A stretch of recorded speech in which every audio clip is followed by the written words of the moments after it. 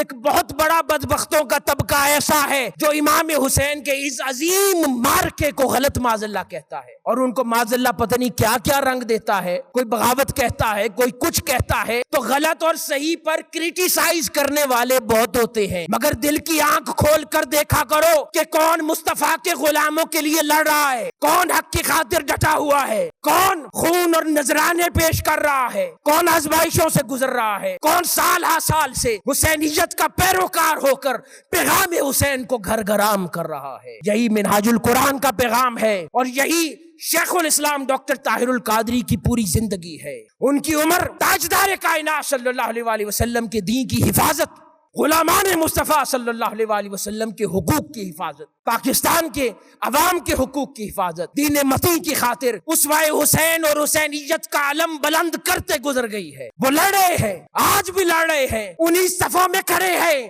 جہاں پر وہ حسین کے پیروکار یزیدوں کے خلاف لڑ رہے تھے۔ بس یہ ہماری نگاہ ہے کہ ہم آج حسین کے پیروکار ہو کر حسین کی صفوں میں کھڑے لڑنے والے شخص کی مخالفت کرنا چاہتے ہیں اور یزیدیت کا ساتھ دینا چاہتے ہیں، یا نہیں حسینیت کی پکار کو سن کر ان کے ساتھ ان کے جھنڈے کے نیچے جمع ہونا چاہتے ہیں۔ یہ ہمارا فیصلہ ہے، ہمارے لیے سوچنے کی بات ہے اور مقام ہے۔